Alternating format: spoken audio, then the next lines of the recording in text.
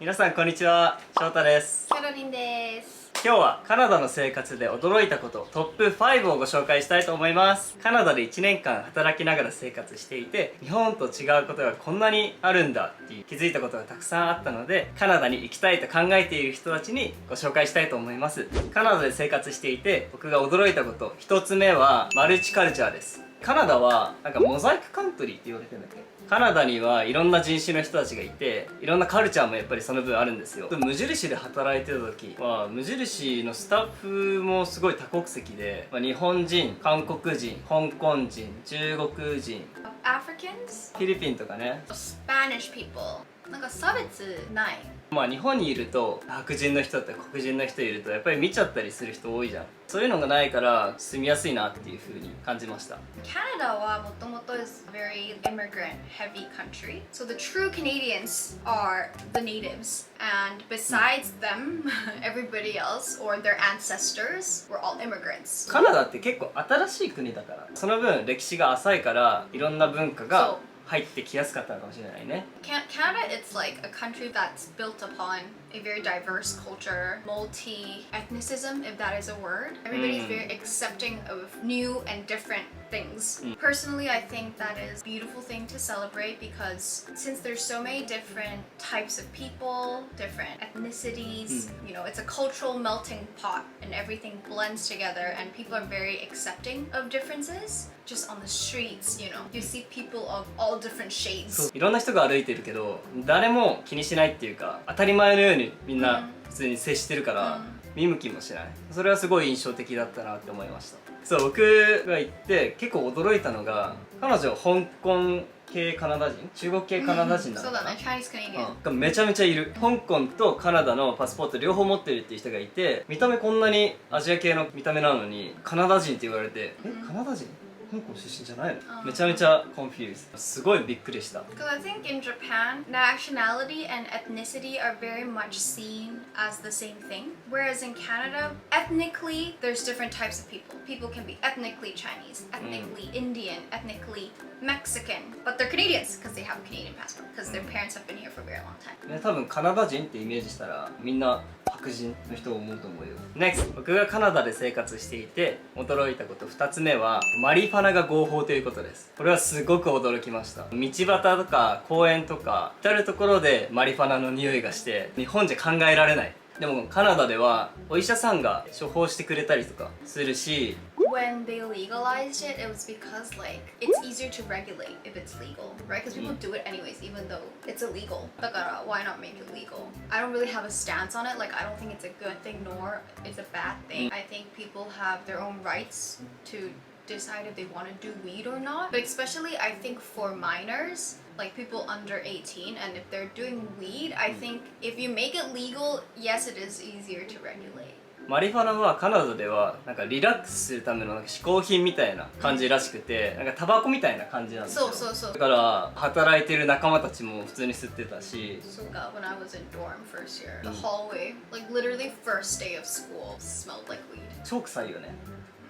And especially like there's a lot of weed shops, like shops that sell weed and edibles, weed brownies とか weed cookies. あ、ウィードクッキーね。あれ面白いよね。あと年に1回マリファナの日っていうのがあるらしいです。僕知らなかったんですけど、っていうぐらいマリファナは日常にあるものっていうことに衝撃でした。 NEXT、 僕がカナダで驚いたこと3つ目は LGBTQ です。カナダのトロントって街は特に多分 LGBTQ がウェルカムなんだよね。So Toronto is like LGBT capital だから、世界。だからもう道端でゲイの方とかレズビアンの方とかが普通に手つないで歩いてたりとか、ハグとかキスとかしてたりしてて、日本だと結構いると思うんだけど cannot be open? そうだね、people don't come out. Love is love. だから、I don't think anybody should judge those people. That's how I was brought up だからね。そうそう。でもとりあえずすごく驚いて、で僕最初の家アパートがちょうどゲイストリートみたいなところがあって、たまたま僕の住んでるところがそこの通りの中にあって、でもう家から出たらthere's a lot of gay bars. There's also gay saunas.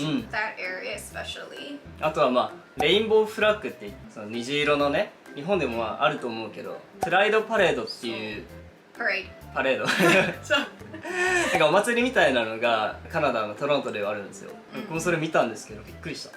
なんか裸の人もいっぱいいて、our prime minister also joins. 大統領もそのパレードに参加してたりとかしてみんなで盛り上げていこうみたいな。 I think it's very important.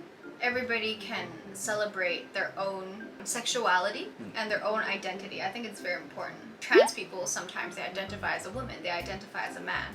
Nobody gets limited by any social boundaries. When we were working at Muji, there's also people of different sexuality, people with different gender identities. It was very common. なんか驚きました。なんか驚きました驚きました無印にはもう半分ぐらいがそうだったよね。 LGBTQ の人たちだったよね。なんか、いっぱい。まあ、it's very 普通。I also personally have a lot of homosexual friends. Japan 結構 rare。確かにね。I didn't even know the word LGBTQ until 20 years yeah, old, it's not 18 common years in old. Japan at all. Like somebody who grew up in Japan wouldn't really come across anything LGBTQ related at all. Next! 僕がカナダで驚いたこと。4つ目、街中が若者だらけです。こんなに若い人たちばっかりいるんだっていうのは驚いた。日本だと電車の中とかお年の召した方々がたくさんいますよね。でもカナダだと若者だらけ。ほとんど60歳以上の人はあんまり見なかったかな。みんな30から40代ぐらいの人かな。そうだね。especially 30から50 downtown. さっき調べたんですけど日本だと60歳以上が 30%、 カナダだと65歳以上の人が 15% っていうその半分の数字なんですよね。まあ日本は多分高齢化社会で、世界でもトップ2でも本当に全然おじいさんとか全然いない。特に僕たちが働いてた無印の近くには It's like Central Business District, downtown Toronto.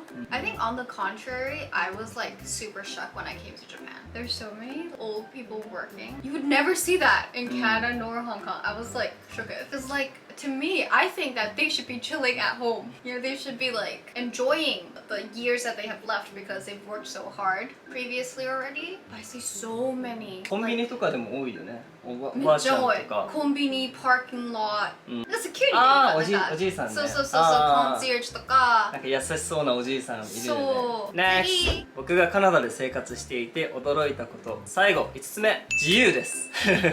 カナダはとにかく自由を感じました。例えば、年齢とか人種で差別をしないとか、なんか何か挑戦をするにしても、それをみんな応援してくれる。髪型とか髪色とか、このぐらい年齢になったらこれしなきゃいけないよねみたいな固定観念みたいのが少ない。で、好きなことやってる人、絵描いたりとかタトゥーアーティストになりたいから今バイトしてるんだとかっていう人もめちゃめちゃいっぱいいるし、とにかくチャレンジに対して応援してくれるからみんな自由に好きなことを表現できるよね。 I think that is the biggest thing. I think it's the freedom of expression and the fact that everybody is living their own lives and they don't really care about what other people think and what other people are doing. 他人のことが気にしない。それは I think it's also part of why Shota felt that it was very freeing being in Canada. 日本だと監視されてる感じだよね。そう、いつも。I personally really felt that after coming to Japan. When I was in Canada, I never felt I had to care. But in Japan, sort of social ideal that everybody strives towards, which is having a very model nuclear family, having a very stable family, owning, you know, their own property とか。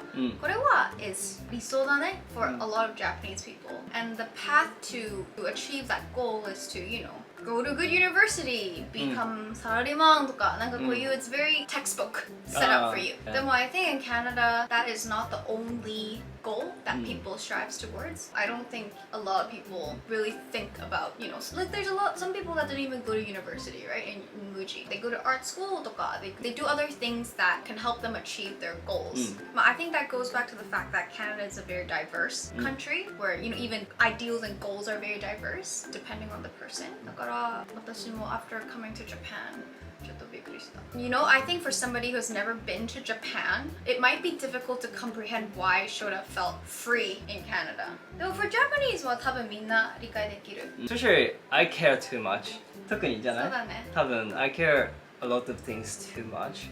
Like I always have headache when I am in Japan, but when I am in abroad, like in Canada, I didn't have any それは headache. すごい。ということで、カナダで生活していて驚いたことトップ5をご紹介しました。いかがでしたでしょうか？カナダに住んでいる人がいたら、ここはもっとこうだよ、これ違うよみたいなことを教えてくれると嬉しいです。Thank you guys so much for watching our video as always. If you enjoyed this video, please give it a thumbs up and subscribe to our channel. And we'll see you guys again very soon. Bye!